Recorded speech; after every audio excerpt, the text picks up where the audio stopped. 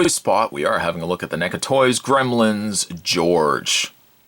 Which comes to us from the Series 1 Gremlins line of figures as opposed to the Mogwais. I know I never got around to really looking at the Gremlins. I always seemed to be more so on this channel. Spot was always looking at the Mogwais. So I thought it was fittingly a good time to actually go and have a look at the Gremlins themselves. And we'll start the review with George here. Spin around the back of the package. And it says collect them all. Now it gives you the line of Mogwais at the time that this line was released. So you have Gizmo, George, Lenny, Daffy, Combat Gizmo, Mohawk. And then of the Gremlins, you have Flasher, George, Daffy, Lenny, Lightning, and Phantom. All fantastic figures with perhaps the exception being Lightning. Lightning really unfortunately was just a single sheet of carved out plastic. There really wasn't much going on with him.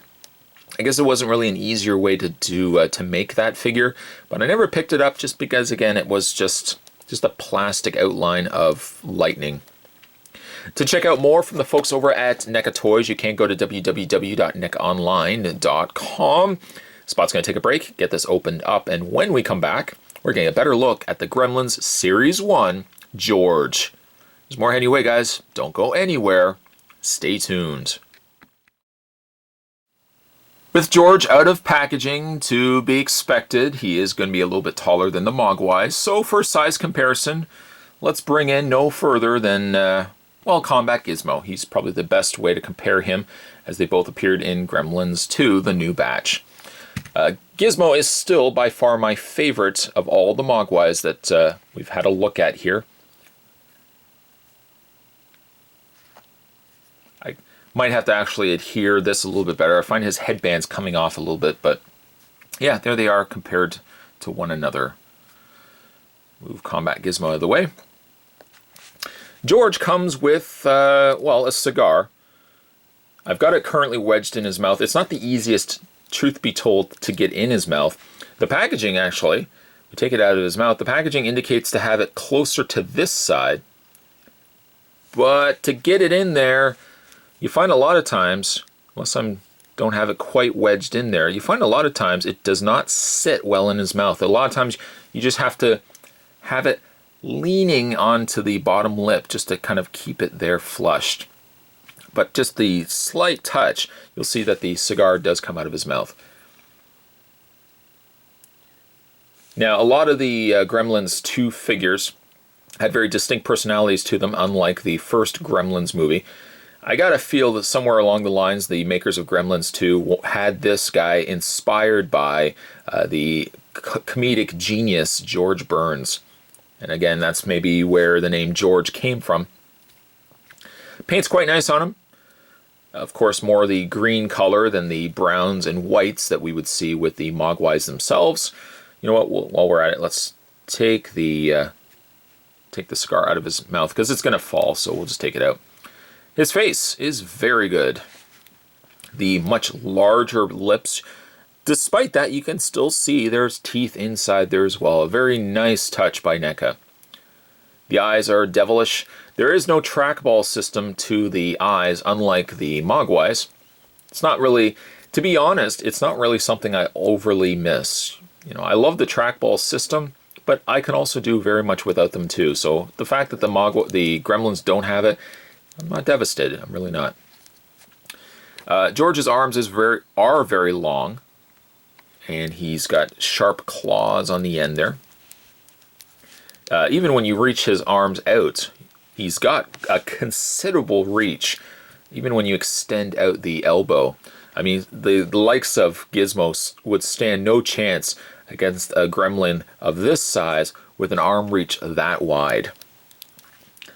The paint, again, really nice in the stomach area. It's more like a beige color, and then they put a little more of a wash of kind of like an orangey brown kind of wash around closer to the top of the head. The scales, very cool, very nicely done. It's hard to kind of pinpoint the greens because the greens seem to vary a bit on George here. The arms are more a lime green, but then you've got olive green in the upper arm area, and also in like the legs, but the back is very bright, like a lime green. I'm not sure if that's deliberate or if that's an imperfection when it came to the painting, but you know, with a character such as a gremlin, you could kind of even excuse it if this isn't supposed to be accurate. If it was on a realistic character or a costume, you could kind of nitpick, well, it doesn't quite jive with the arms. But again, a gremlin being that it's more lizard-like, I think you could really get away with it. The ears are shiny too. Maybe a little too shiny, but it does indicate that look of wetness. Same with the face. There's more of a wet wash to it versus the rest of the body. He's got a little bit on his chest, but the most of his body is a matte color. It's really only in the face that you start getting more of a wet paint to it, or at least that wet look of paint. When it comes to George's articulation, it's what you would expect from NECA toys. He has a fair bit of movement in his head. I feel as if his head should be on a ball joint. It does, but it doesn't really move up and down very much. Like, it doesn't really stay in a place. As you can see, it looks up and down very little though. Shoulders hinge out. You can also rotate the arms all the way around. He has a bend at the elbow, which also rotates that forearm. And he's also got a hinge rotation in the hand. He has no waist swivel, although it's misleading because there's a line right across his tummy that looks as if it should bend, but it actually does not. Finally, his legs are on a ball joint. They don't move out very far though, only about that. Of course, the legs do rotate all the way around. He has a single hinge in the knee, and he has a ball joint in the foot section. They've even gone as far as to sculpt the undersides of his feet. A nice touch that didn't need to be there, but very, very meticulous in detail. George is a great looking figure. Super detailed. Of course, again, it's not one of the newer Gremlins, but Spot saw this at his local comic book store. Thought to himself, you know what? I've looked at so many of the Mogwais, and as the series come out, I always try to get the Mogwais reviewed because they're small. They're easy to collect. They don't take up a lot of space. But truthfully, I do kick myself that, and there goes the cigar, I do kick myself that I didn't pick up the actual Gremlins a little bit sooner, because these are really great pieces. Yeah, they're a little bit bigger, but the trade-off, though, is you get a really super detailed figure that looks like he just came right out of the screen. Today's Toy Spot, we were having a look at the NECA Toys Gremlins Series 1. We're looking at Gremlin George. Stay tuned, guys. Spot's going to have more Toy Spots heading your way. As always, thanks for watching. See you next time.